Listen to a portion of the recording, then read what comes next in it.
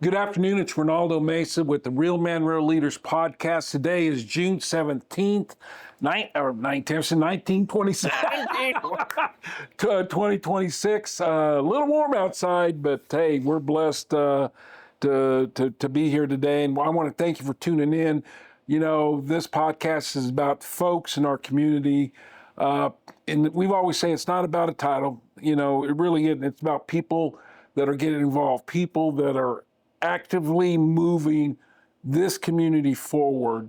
And we have a bunch of them, man, doing some great things. And so we thank you for tuning in today. And I've got a good friend today, a great guest who I've known for quite some time, very involved, has been for quite some time. And I'll let him tell his story because that's why he's here. We want to share stories, and hopefully that will pique people's interest. And today we have Sean Collins. Sean, welcome. Thank you for coming. Thank you for having me. I've known you a bit. We served on a committee. I forget the committee or a board for the. I think we're in planning commission together. Well, not planning the zoning appeals. There you go. It's also interesting. It is. It can be. It's really interesting. Is. But yeah, so I've known Sean quite some. You knew your father very well. Yep. He was also active, very active, and God rest his soul. He's not with us anymore, but I knew him very well. And I understand you're a Garden City native. You were born here, correct?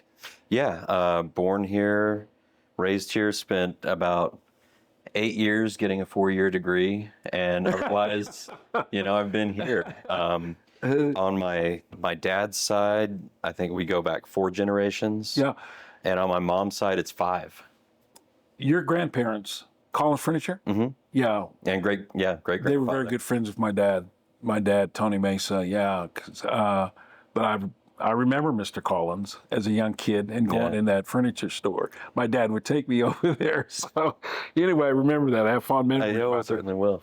Then on the other side, my great-grandmother and great-grandfather were Claude and Mary Owens that ran the zoo and the pool for years and years and years. I didn't know that. I mean, being part of the community and community service really is in my blood from both sides. I think so. It sure sounds like it. So that's and you're a graduate you 457 and Garden City Community College and KU. Yeah. I guess I didn't realize you graduated with KU. And what did you get your degree in? Communications. Yeah, I could see that. Yeah, I was on every report card. It said I talked a lot, and I'm like, how can I? Did you get in trouble from a time? It was all cheeky. It was all fun.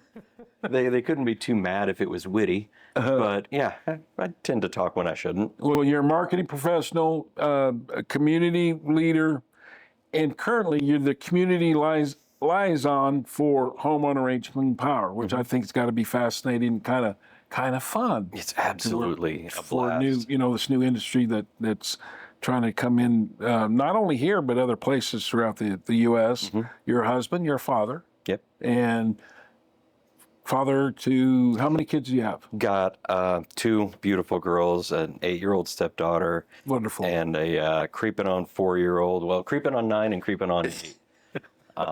Or I think they're both in their teens mentally. Yeah. Great. Yeah. I've been down that road. Good anyway. luck. Good luck. Thanks. But music, debate, comedy, all event production, marketing, public, you've done it all, right? I was an armed guard at a Topeka municipal swimming pool for a while. An armed guard? An armed. They gave me a gun. Really? Yeah. That's interesting. And this was in Topeka? Yeah. Wow. Yeah, where you need armed guards at municipal swimming pools. Oh my gosh. But yeah, I mean, God, it just seems like there's been a lot of life experience, a lot of weird things that somehow came together to put me where I am today. We all have journeys, right? Mm-hmm. Tell me something that most people don't know about Sean Collins. Is there something that interesting fact you care to share, or maybe you want to keep it quiet? I don't know. Well, ironically speaking, I think I I absolutely love being on stage, being a performer, being out there. I was excited by the chance to do this, but I would consider myself an introvert. Really? Oh yeah. Yeah, I think any of my skills in public speaking were simply just trying to get through being So an introvert. when you're put in a position where you have to be an extrovert, is that hard for you? Do you get very anxious? Do you get nervous? So I don't know that it's the situation that gives me anxiety. I think I just have anxiety Yeah. as a whole, but no, being on stage, it's kind of funny. I would rather talk to 100 people than two. Yeah, and I think it's might be a control issue where, Yeah. obviously you're controlling the Sure. conversation. Sure. But yeah, I mean, there's a lot of idiosyncrasies about me that I understand or, exist in some people, but aren't very normal. I apologize to my wife a lot for my being goodness. me. Well, we're all different, right? Certainly. And we all have things Thankfully. going on. Yeah. I'm going to revert back just a little bit back to family. Life growing up here was obviously pretty good in Garden City. Sometime I wish that we could go back in the day. What lessons did you learn from your parents or your family or your grandparents? Oh, God. I mean, what lessons didn't I learn? Really, I think my dad taught me a hell of a lot by just his actions. Is it lead by example? Yeah, Right? lead by example, and just put forth your greatest effort every time that you go out and put it out. And Yeah. it's not an easy thing to do. No. I fail at it constantly. Well, yeah. But just go out there and if you work hard, no matter what you're doing, other people who work hard notice that. They see you out there putting that effort in, and it gets noticed. Yeah. Yeah. Being a good example is very important, and obviously you are that for your children now. So that's good. You played in local bands, music. Tell us a little bit about your musical background, your musical your music involvement. And so forth. So I think How did it get started? peer pressure, man. I got sucked into it at a young age.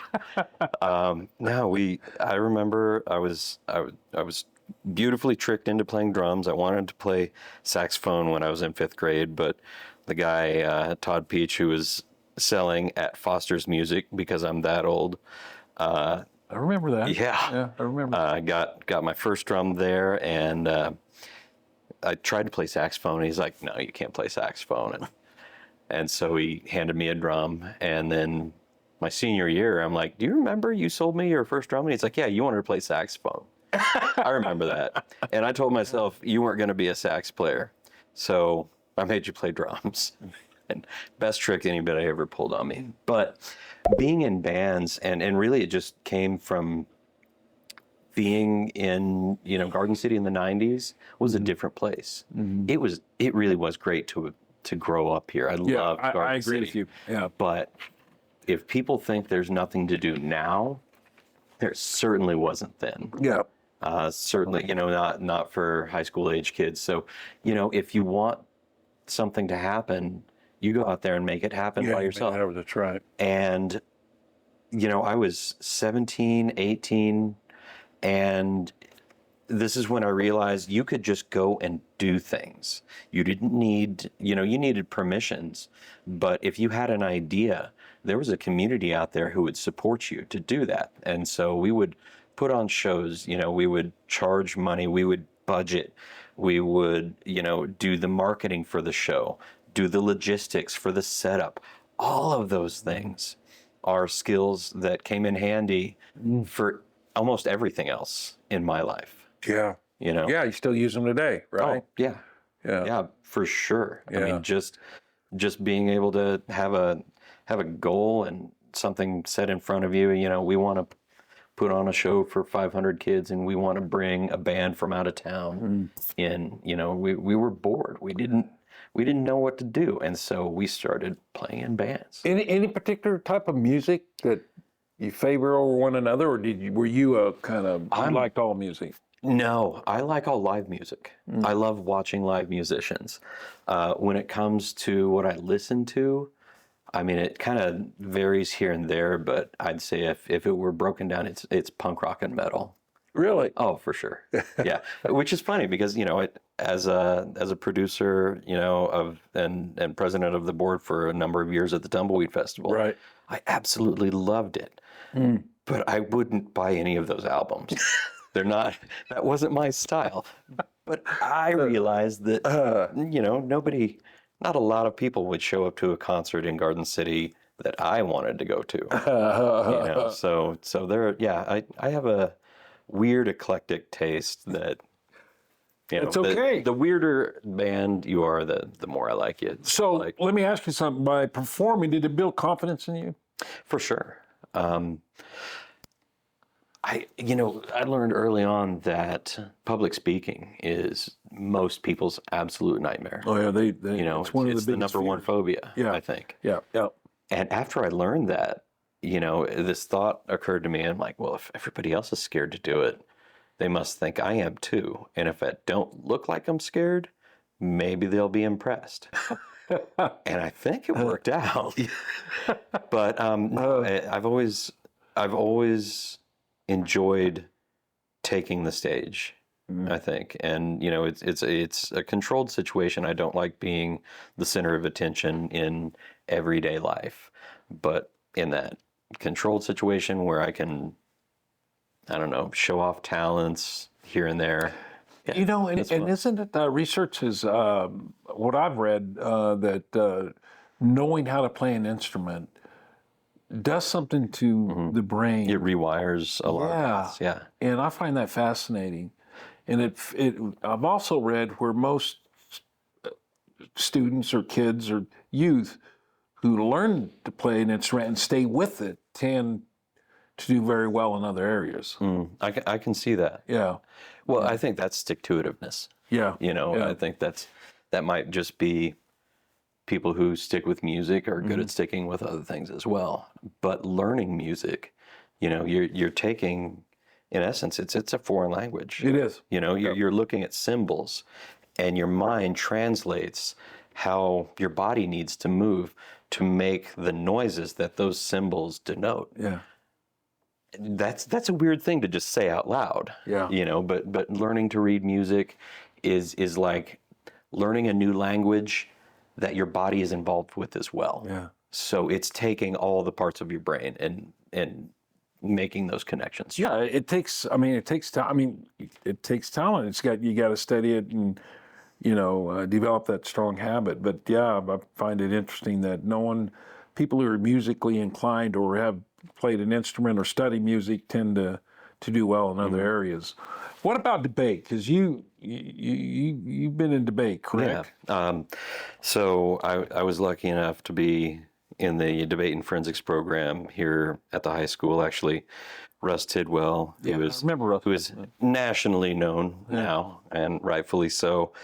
My freshman year was his first year coaching as well. So we've known each other for a long time, and then we were actually on the Tumbleweed board together. So Russ and I have a cool relationship. But debate, forensics, and most importantly, honestly, an activity called Student Congress that was a part of the forensics program.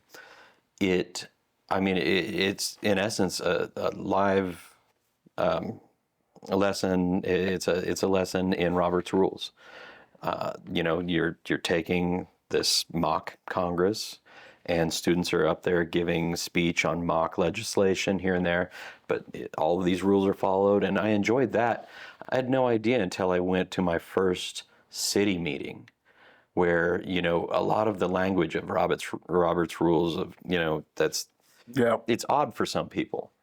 it was second nature to me by that point. Oh, wow. You know, I could walk in and see, okay, well, I understand Yeah. that when they say this needs to happen, and why there's a second, and Right. why there must be a majority, and Yeah. all of these weird little rules. And so, just having the ability and debate, especially, literally makes you look at both sides of any argument, and you have to wrap your head around it, and it's for competition. So there's an extra incentive to wrap your head around both sides of the story.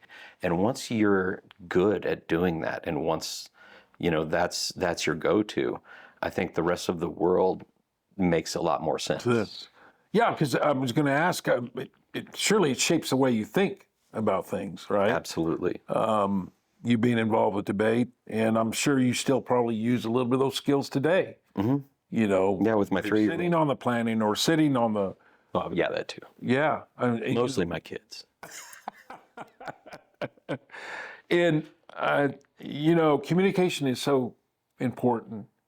It really is. And it's one of our core concepts that we teach our young boys, that it's very important to learn how to read, because if you can read, then hopefully you can understand a lot of things. But communication, to get your point across, to be able to debate in a civil manner, is really important, to state your case, to defend somebody. Yeah.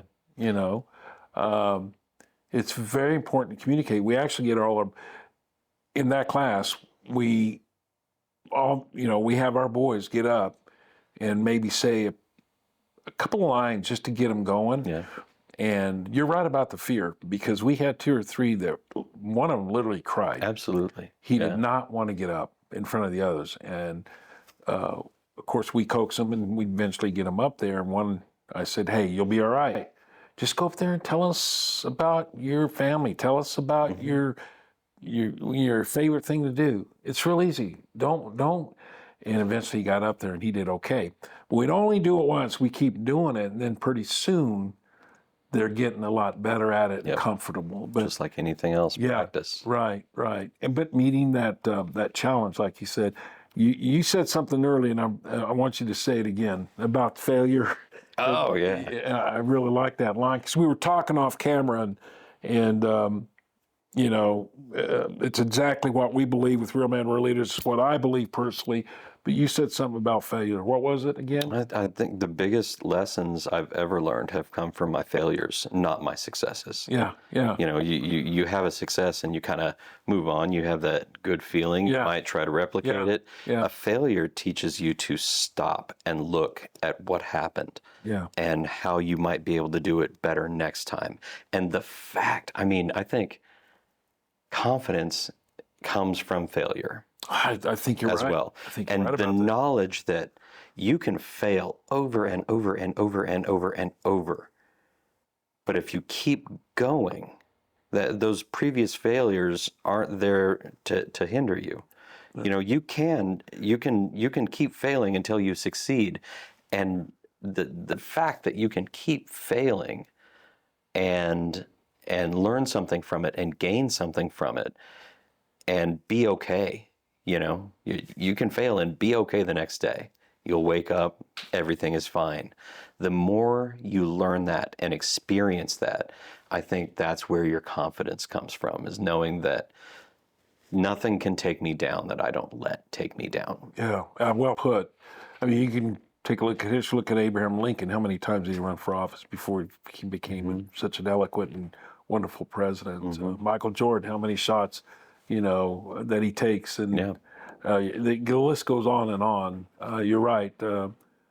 Failure has its place, and I think it helps us move if we allow it to. Like you said, step back. What could I have done better? What could I have said better? Yeah. How could I reacted better? Or maybe it was on a test. One of our students flunked a test. We tell them, don't get discouraged. Okay, yeah, for the moment, but then let it go. Yep. And then get back on track. Get in there, study what you need to study, understand where you missed, and then get back in there, get back up. Exactly. And I told you this story. It goes back to the tumbleweed. The first year I was president, we hired, a big name, and we were expecting to get a lot of people coming in for that big name. And because of a mistake on our part, a scheduling mistake, it didn't happen. And, my first year of being president of the Tumbleweed Festival, we went $20,000 in the hole. And picture me. Wow. The last. Was this your first year as president? This was my first year as president. Oh, man. And my second year on the board. But, during that last song that last band was playing, I found some bushes in the zoo and I was crying. Yeah. I was bawling my 34-year-old. That's how bad it impacted you, right? Oh, yeah, for sure. It was, it was. I really took it personally. Took it very personally. Absolutely. And then the next day, we meet up, and a week later we meet up and get all of our financials in order and find out that we're in big trouble, and not one of those board members left. Every single one of us looked and said, "Okay, let's get out of this. How do we fix this?" That gave me so much. I mean, not only confidence in myself, but confidence in the rest of my team, my friends. Yeah. To this day, I wish it never happened. I wish that festival was easy, but I'm really glad we messed that up so that we could learn so many lessons so you can get to so build much it better. back. Yeah, so much better. And I was talking to Sean earlier. We always think it's a lot worse than because that stinking thinking in our own minds, when really that's not necessarily the case. So absolutely, until you find out later that wasn't the case, but I can't imagine, leading a group and then ended up being 20 grand, but tough lesson learned. And I think you guys were able to turn that around and keep it going. It took a long time and a lot of work, but we did. Yeah. You've been involved in event production. Did it give you an opportunity to go out of town or go out a bit? My first job, I spent 4 years doing event production all around the country. Wow. I worked for a high-end liquor company doing mainly their golf tournaments. So that would have been fun. Man, I'd be in Pebble Beach. I'd be in the National or Congressional in DC. I've been to Shadow Creek in Vegas, which is the most exclusive club in the United States at the time. I'm not sure if it's but we were there and we'd get set up and we'd have a blast. It was ridiculously difficult, hard work. I am too old for now. There's a lot of setup, a lot of physical work to it. But it allowed me to actually live in Garden City, and I would fly out. They would just fly me to where I needed to be for cool was a certain though? week. It was. I fell into it. It was a career that people in my line of work had been working toward for years.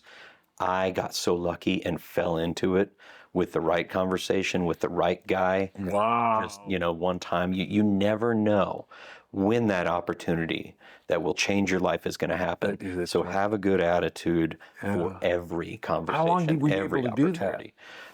4 years. I actually quit because I was, I always used to say that the 80-hour weeks weren't as bad as the 100-hour weeks. There was a couple times a year where I was up 36 hours straight. Oh my. Working and putting events on and getting one done and putting the next on. That was Kentucky Derby. Every year we got to go to the Derby. We got to meet celebrities. How cool is that? I didn't know that part of you. Yeah. Yeah, that was back when you were young. Well, I watched Trevor and Jenny the other week. Yeah. Trevor has better stories than I do. I think, my claim to fame is I arm wrestled, I can't even remember his name right now. He used to be a Kansas City Chief. Hell of a great guy. He was the kicker, Morton Anderson. Oh, really? Arm wrestled Morton Anderson. I beat him right-handed. He crushed me left-handed. And I think he was just letting me win right-handed. He was a very nice guy. Was he at a golf tournament or just an event? This was at an event. He was at the Derby. Oh, at the Derby. Okay. Yeah, we met with him and just started talking, and that turned into. I mean, we hung out for 3 or 4 hours. Wow. You know, I've met some famous people here and there, and you're like, oh yeah, they're cool. They're cool. That guy is a guy that I would literally hang out with in my free time as a friend. You find out Just one of those cool people. You find out they're just people like you or I. They just got another talent. Yeah, you know? they got lucky. kicking. Yeah. Oh, he kicked the hell out of that ball, man. Well, great. And how long did you do that? Were you able to do that? 4 years. Wow. I did that What from fun. 08 That'd been a cool job to have. I'm 2012. just telling you. So I got that job the day I took my last final. I was called and offered that job, and it was just as 2008 the economy started crashing too. So I had a hell of a good week when the rest of the country was Not doing so suffering. well. But yeah, a lot of people lost their jobs. I got one. Now, on your information, you were a comedian? I did. I'm a comedian like I'm a golfer, you know? I think I do comedy. I wouldn't say I'm a comedian. But yeah, that's... You do comedy, or yeah. you've done comedy. I've done comedy. It's been a while, but I love getting up on stage and just, you know, making people laugh. Yeah. Absolutely. I've got you might have noticed this, a weird skewed view on the rest of the world. And if you can put it in the right words, you know, people enjoy it. And so Yeah. I enjoyed doing that. That was interesting when I saw that on your application or the remarks that you made. And now we're gonna dive into something probably not so fun. And in what you wrote down, you expressed the desire to talk about depression. Yeah. And how it impacted you. Yeah, depression and Tell us a little bit anxiety. about that. Yeah, definitely. I think it's something that should be talked about more, Yeah, and I the agree. more it's normalized, you know, it's chemical imbalance Yeah. in the brain. I Yeah. mean, I remember as long as I had a structure and I had school and people making sure I was doing something, you know, I would be fine. As I got older and moved out, went to college, you know, there was a reason why I had my associate's degree, but took another 8 years to get my bachelor's degree. I joke about it, you know, like I had 4 junior years and 4 senior years. But that was, I mean, those were dark, dark years.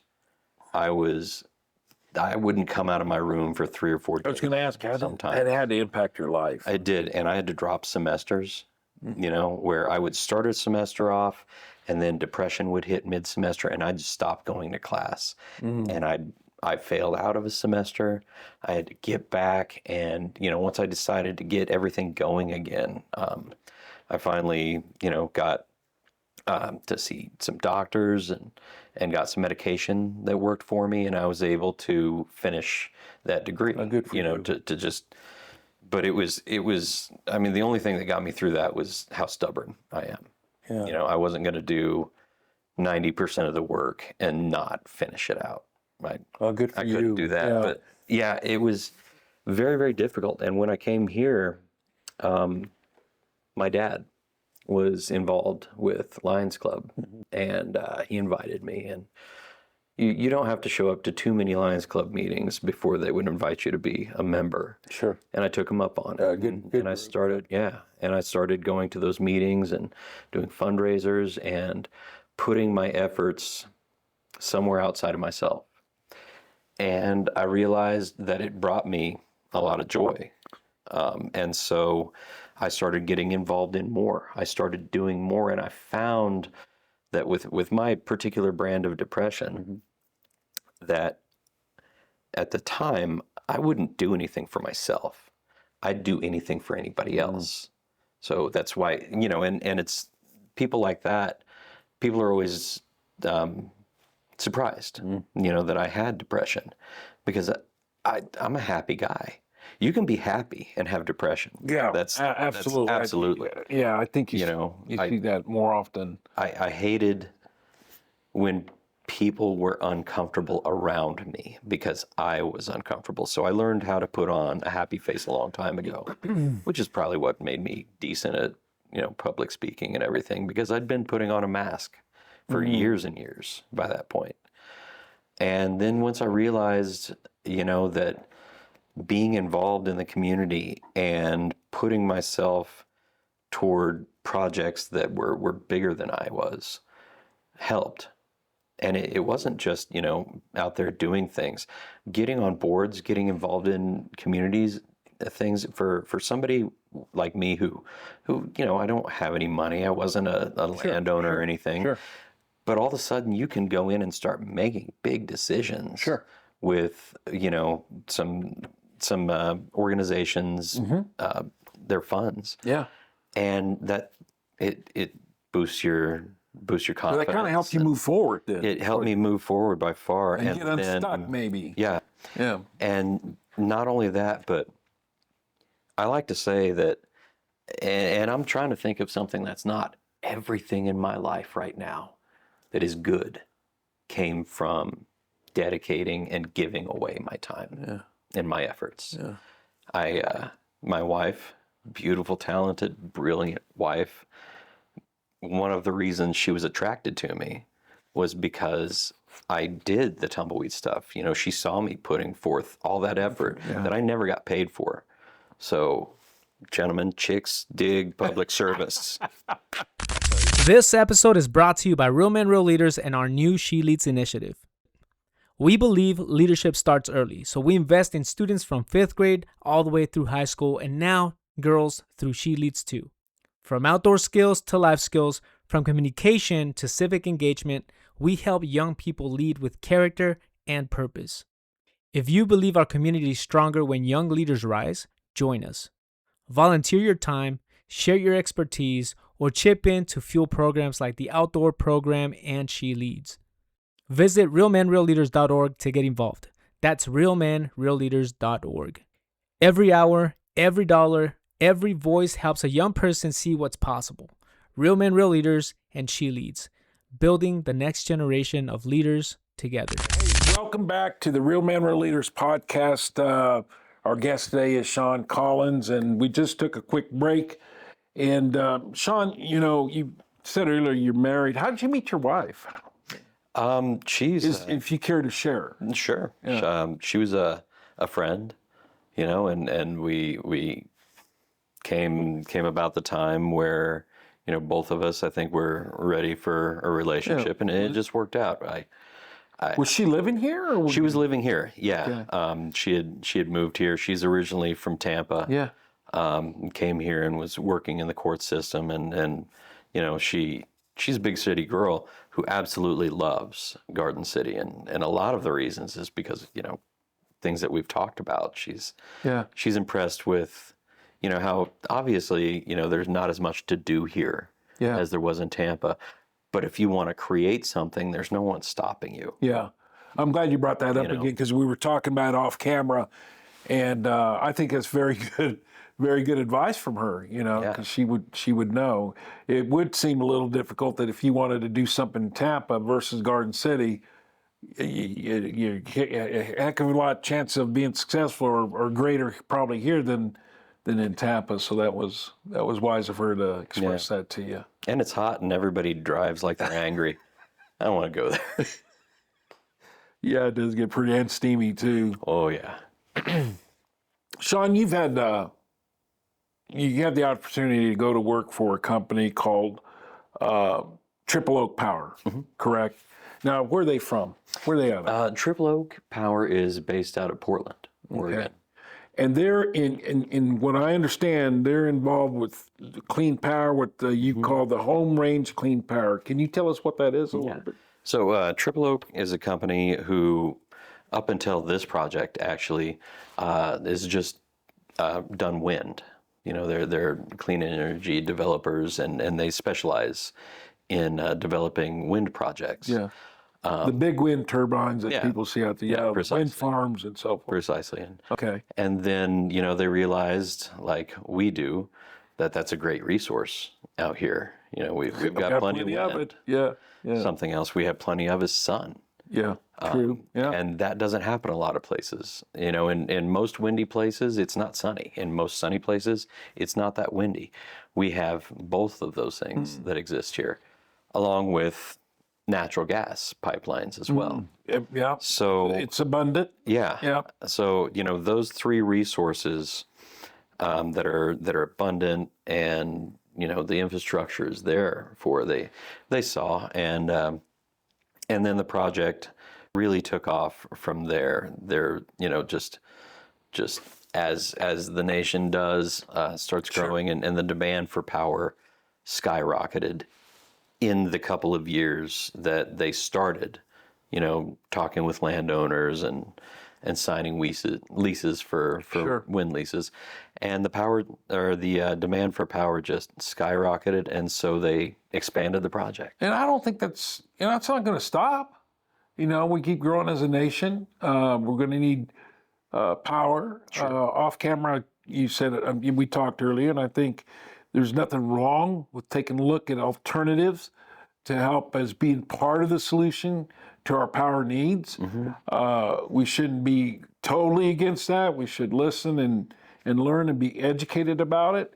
Along with coal and so yeah, it's interesting. And you're the liaison for them, right? Yeah, correct. So my job is they wanted somebody who was involved in the community, who knew community leaders, who was, I have firsthand information about people like you. They wanted somebody who knew about real men, real leaders, who could go out and tell them, these are the places where we want to, spend all of your money. Yeah. And so, all of these weird experiences, just being involved and doing Tumbleweed Festival and being on city boards, especially being on city boards, helps me so much in this role. Oh, because, absolutely. It's my job to communicate from the company to the community, but more importantly, from the community to the company. Yeah. And, so having somebody that, hopefully myself being that people can trust, they put me in an office and said, let's take all of the concerns of the community. That's why you're here. We want you to let us know how we can best be a part of this community. And so everything that I'd done up until that point really came into just the perfect storm of, why I'm really enjoying this new role. Now, when did you join them here? Fairly recent. Yeah, November of last year. It's only been a few months. Yeah, and you're absolutely correct. They needed somebody embedded in the community who knows kind of the lay of the land, Right. knows the, networks well, knows and been involved, heavily involved, which you have. So that was good of them to, they've got a good person in helping them. And I know there's been some controversy about them being here and what they're trying to accomplish. I think that's, being a city commissioner, past mayor, I mean, we kind of dealt with that maybe in a different scope when Home Depot wanted to come here, and wanted some things. And it may be a little different, but I think it's very important, and we're not going to get in the middle of any projects or proposed projects right now. I just wanted to touch on it because I think there's an interest in the company, and they kind of want to know who they are, what they do, and I'm sure that you're having to deal sometimes with topics that maybe are not correct or misinformation. I think a lot of that happens in the work that you're doing now. Yeah, certainly. And I'm pretty sure that's helped you become a better listener and a better communicator. Yes. Listening is 90% of what I do. Really taking everything in, and if I'm talking most of the time, we're in trouble. Yeah. You know, I need to listen and to take all of the information that I can. Well, and again, you said something earlier off camera. We were talking, and how important it is to hear people and their concerns. I mean, because water is a resource that is very precious to us out here. Absolutely. Farming uses it, industry uses it, city uses it. So yeah, it's going to be a focal point. You know, amongst other things, and it's important to listen to people and their concerns and try to mitigate those a little bit if there is such a project that may come into Garden City, and real important. And I learned that being a city commissioner, you know, and mayor Yep. during the 11 and a half years, almost 12 years, that, you know, most people, they just, you have to educate them and inform them. And once you do that, it's just better for everybody. Yeah. You know, there's no hidden agenda, there's no motive, there's Right. no, you know. People need to be heard, you know, and rightfully so. People have a lot of concerns, and those concerns need to be addressed. They I do. think it's what we're running into now is the expectation that, you know, how all communication is moving so fast on the internet and on social Yeah. media that there's a lot of expectation by people that all information needs to move that fast. And, you know, sometimes if you want to do something right, well, that's how you have to deal with that. you know, if it's more important for you to get something out than to research it and understand it, that's how misinformation starts. You know, somebody, it's more important in a lot of ways to be the first one to talk about it instead of being, you know, savvy in what you're speaking to. And so we're in a situation now where, you know, thankfully I can hopefully make a big difference. I think, And, you know, and I think what I'm uniquely qualified to talk about, because I don't know, I'm not a scientist, I'm not, you know, a developer, but I have been on the Board of Zoning Appeals. I have been on the Planning Commission. I know what it takes and the steps that the city and the county, both counties, you know, Kearney and Finney, go through to be thorough. And I think if people understood how much work it takes and all of the answers that they're worried about need to be answered before anything moves forward. I think, you know, I guess if there's a bright line or, you know, a shining light, a silver lining to this cloud, is that people are getting more involved and starting to go to city and county commission meetings and to those planning commission meetings. And the more they do that, the more I think people can understand how things work, because it works very well here. But if you're not used to it, you're not used to the language, it can be confusing. And hopefully I'm absolutely open for anybody to stop by, pick my brain. I'll tell you what I know. And, you know, the vast amount of information I don't know, we can certainly find out. Is there any misconceptions about renewables that you could share? I mean, you know, I'm learning new misconceptions every day. yeah, that's what I thought. There's a lot of information. We are in the information age, and there's a lot to sift through. Yeah, but again, it's unfortunate because you deal with just so much misinformation and that's incorrect, and that riles people up, and something that may happen on the other side of the country, you know, they want to make it like it's going to be the same thing here, or, you know, because I understand it. I was doing a little research. Virginia has quite a few, what I want to say, data centers. I think they're number one in the U.S. But one last thing on that. What have you learned about, this obviously brings people together, right? Sometimes it can be perceived as a difficult topic. Sure. What have you learned by that? I mean, and maybe you already said it. Maybe No, what I've learned, and I think what the people that work in Triple Oak are constantly astounded by Finney County and Garden City is there's a lot of passion out here. There's a lot of passionate voices. There's a lot of concern, but it is civil. These conversations get passionate, but I think everybody involved understands that, or I hope they understand that everybody involved has the community's best interests in mind.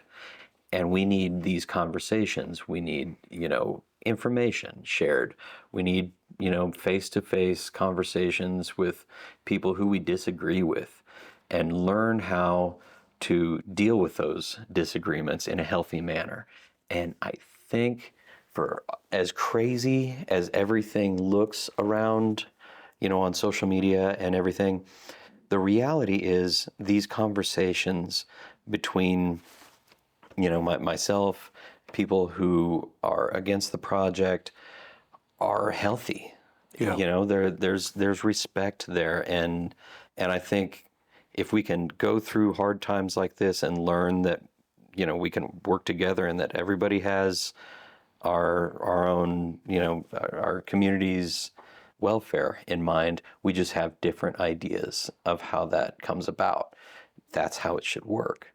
We should have people from all different sides coming, talking together, and somewhere in the middle is where you're going to find the answer. Yeah, instead of demonizing this side or that person. It's so easy to do that. And I'm glad we are a community that does that so far, because on a national, you could just see, you turn on the TV at any given moment. Yeah. I'm gonna shake my head. Why do people act the way they do sometimes, to the point where it gets physical or harmful to another human being, just because they don't, We also need to understand that those small instances are what get blown up all over the internet. One thing can happen and everybody on the internet sees it, and your mind tells yourself, oh, well, this is going on everywhere. Yeah. It's just Edgar's over there shaking his head, because he's on the part of his job is being on the internet and see what's going on, man. I don't miss that. Well, yeah, good. I think you're right, spot on, and that's what I'm glad that's taking place that way. And it's not this big monster, devil that's encroaching on our way of life. Nothing really has happened yet. We're just having the applications and talking about it, educating people, and that's the way it should be. It really should, and I'm glad we do it here. We may not always agree when we walk away. And by the way, regardless of what happens, no one ever gets 100%, right, of what they want. It's usually a negotiated or discussed, debated way of doing things, and then those that are in power, after hearing, let the dust settle, decide on what our community is going to look like. But the good thing about this community, Sean, I think, and I've been there, and you're there, is that we do a pretty good job of bringing in the community to talk about whether it's a city budget. Yeah. I'm trying to find the word for the group that gets together to help fashion. I should know it. I was on the commission for several years, and so we vote, where all the communities come in and talk about what they wish. It's kind of like a wish list, or what needs to be, priorities, or what they would like to see in a city. I forget the name of that group. Somebody from the city will comment on it. Yeah.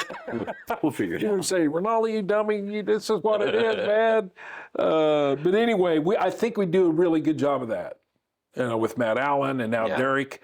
Ramos at the county. Yes. We got, I think, good governing bodies. We got boards. Again, we may not always agree, but the main thing is we'll talk about it and eventually get down the road, which is healthy. I think I'm glad those people, the company there, see that in us. And they do. yeah. I think, well, the irony of being so open with all of this information is, the county is doing it. Compared to many other companies, we are extremely open about this, and it's being so open that is bringing attention to it. And so being so open is causing people to think that we were being secretive for a long time. Which just irony. Yeah. Well, I think good work. I know we'll eventually get through it and down the road, and I think the community will be all the better for it, regardless of what happens. We'll get it figured out. Yep. We're gonna kind of end here a little bit, but before we go, are you a reader? Anything about leadership, or do you have a favorite book? Maybe it's not about leadership. Maybe it's about music. I don't know. Sure. There's a lot of leadership in Lord of the Rings. Yeah. So there is. Yeah. I take weird little lessons from all sorts of different things, but I'm always down for a recommendation for a new book. Okay. What about what's the biggest lesson you've learned since you? I mean, we learned several of them, right? Sure. Definitely. I think the biggest lesson just in life, everybody's got problems. Yeah. That's the biggest lesson. Yeah. I used to grow up thinking that, I was the only one who was suffering, and, there's all the world is coming down on me. And then the more you realize and grow up that everybody has their own struggles, and we're all just trying to get through them. And so try to be good to each other and understand, and the world just gets better. Yeah. What advice would you give a young man today, just starting on this journey? Man, just keep going. I'm not one of those people. Go back to the failure, though. Remember? Yeah. Yes. Exactly. About failure. Failures are just speed bumps. Yeah. They're just learn from them. They are opportunities for you to turn back around and look at it and say, how could this be done right? Yeah. And you will learn so many more things from your failures than your successes. Yeah. Wonderful. Well put. Well, and I guess that's it. I mean, you basically said it. That's what a leader means to you, is to don't let failure be. That's the solution to your success, man. That's it. A leader is somebody who does their best all the time. It doesn't matter what it is. Every day they get I've cleaned a lot of toilets in my life. I have too. And I've done it very well. Yeah, I have too. Yeah. And it's the same skills in cleaning a toilet very well that you use in, talking with CEOs. Right. And or leading a band or any of that. It's all that's so true. It's just the effort. You just everything you do it well, and people will notice. Yeah, absolutely. Good advice. Hey, we appreciate you. I'm glad you came on. Thanks, we may have you on in the future if things happen to progress. We don't know, but we'd love to have you back on. And we talked about maybe having your leadership. Maybe one of the guys come out. Yep. We would love to do that if they're willing to do that. I'm gonna try to, especially now that we're still recording, I'm gonna try to get our CEO in here. It'd be great to get him and say, talk about it. I think he would absolutely love it. Yeah, it'd be good for him, good for his company, good for the public. That's why we do these things. I think he would do it because it's good for the boys. Yeah, he's that kind of guy. Yeah. Okay.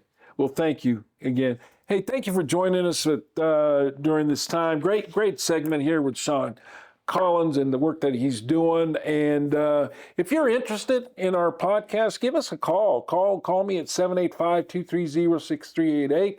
We'll talk about it, and maybe we can have you on.